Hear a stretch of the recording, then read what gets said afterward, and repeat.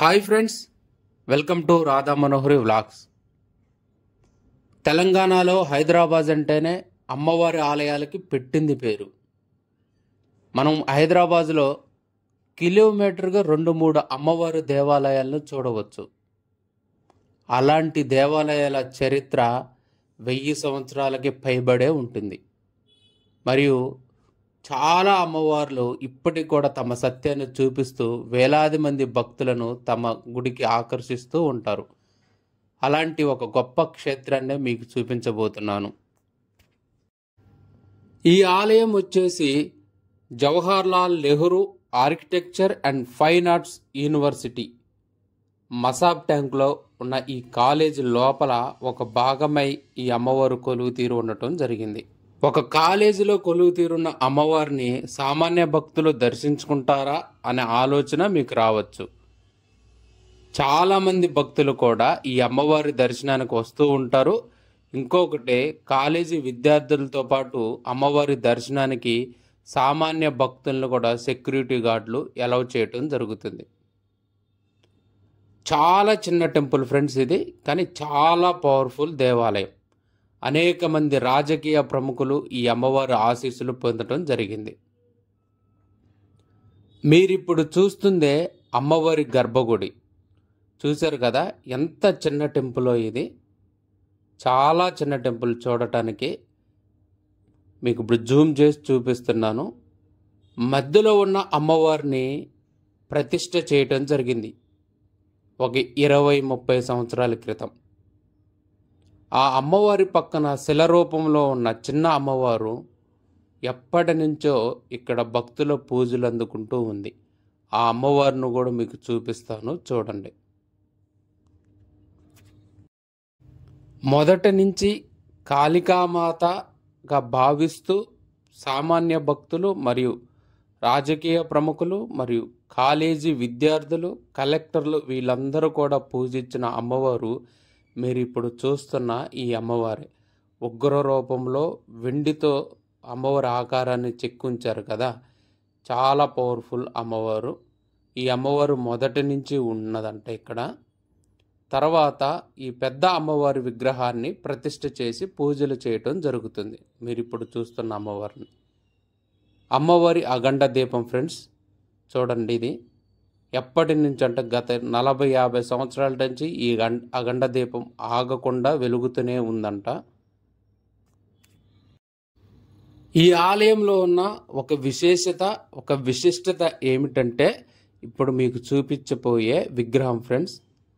చూడండి, ఆది పరాశక్తి ఆ మహాకాళి రూపం అమ్మవారు శివుడిని తొక్కుతున్నట్టుగా ఉంటుంది. ఈ అమ్మవారి రూపం చాలా ఉగ్ర రూపం. ఈ విగ్రహం వచ్చేసి రెడ్ శాండ్ స్టోన్తో తయారు చేయటం జరిగింది.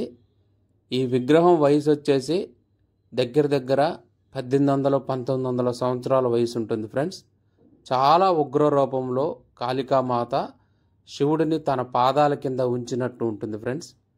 మీరు ఇప్పుడు చూస్తుంది శివలింగాకారం.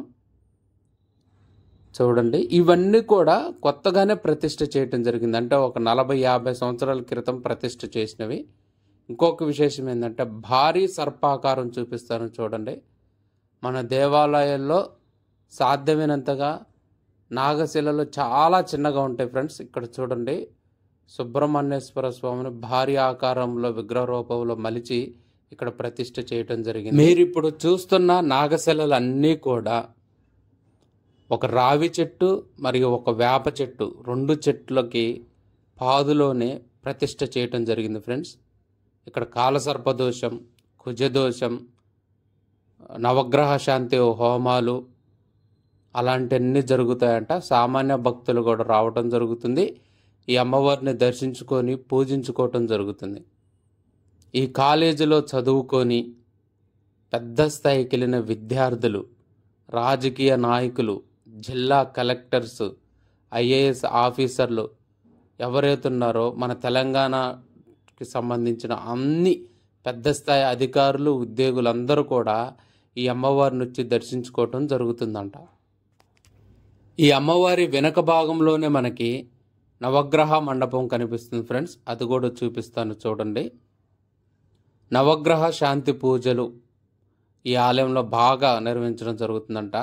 శని త్రయోదశి నాడు శనీశ్వర స్వామివారికి తైలాభిషేకం చేయటం అలాంటివి కూడా జరుగుతాయంట. సుబ్రహ్మణ్యేశ్వర స్వామి హోమం, గణపతి హోమం, చండీ హోమం, రుద్ర హోమాలు, శివుడికి సంబంధించిన హోమాలు కూడా ఈ ఆలయంలో నిర్వహించడం జరుగుతుందంట. కాలేజీ విద్యార్థులతో పాటుగా సామాన్య భక్తులు కూడా ఈ అమ్మవారిని దర్శించుకుంటూ ఉంటారు.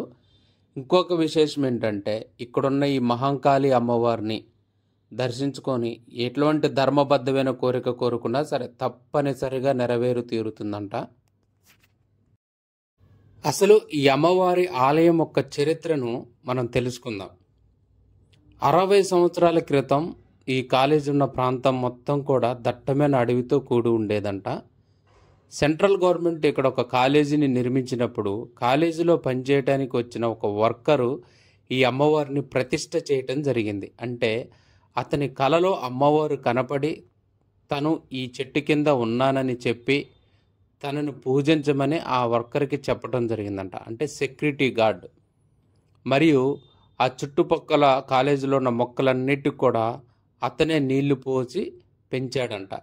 ఆ వ్యక్తి కలలో కనపడి మహాకాళి అమ్మవారు చెప్పటం చేత అతను ఏం చేశాడంటే ఎగ్జాక్ట్గా మీరు ఇప్పుడున్న గర్భగుడి ఉన్న ఈ స్థలంలోనే మహాకాళి చిత్రపటం ఒకటి పెట్టి రెగ్యులర్గా అమ్మవారికి పూజ చేయటం జరిగింది. ఆ తర్వాత కాలేజీ విద్యార్థులు, కాలేజీ లెక్చరర్సు మరియు రాజకీయ ప్రముఖులు, ఆ చుట్టుపక్కల ఉన్న సామాన్య భక్తులు కూడా వచ్చి అమ్మవారిని దర్శించుకోవటం, వాళ్ళు కోరుకున్న ధర్మబద్ధమైన కోరికలు వెంటనే నెరవేరటం జరిగేవి. దానివల్ల ఈ అమ్మవారి ఆలయానికి ఎంత గుర్తింపు రావటం జరిగింది. ఒక ప్రభుత్వ సంస్థ స్థలంలో ఉన్న ఒక దేవాలయం చూడండి ఫ్రెండ్స్, ఎంత చిన్న దేవాలయమో కానీ దేవాలయం చూస్తే ఎంత గ్రాండ్గా నిర్మించడం జరిగిందంటేనే అర్థం చేసుకోవచ్చు ఈ అమ్మవారు ఎంత సత్యం కల్ల తల్లో. ఓకే ఫ్రెండ్స్, ఈ వీడియో మీకు నచ్చింది కదా. నెక్స్ట్ ఇంకొక మంచి వీడియోతో మీ ముందుకు వస్తాను friends. Please like and share, subscribe my YouTube channel. మీరు నా ఛానల్ని సబ్స్క్రైబ్ చేసుకుంటున్నారు కానీ బెల్ ఐకాన్ నొక్కడం లేదు. దానివల్ల నేను చేసే నోటిఫికేషన్స్ ఏవి కూడా మీకు రావు. కాబట్టి దయచేసి సబ్స్క్రైబ్ చేసుకున్న నా మిత్రులందరికీ కూడా మీరు బెల్ ఐకాన్ నొక్కితే నేను చేసే వీడియో నోటిఫికేషన్స్ మీకు వస్తాయి friends. Okay friends, bye friends.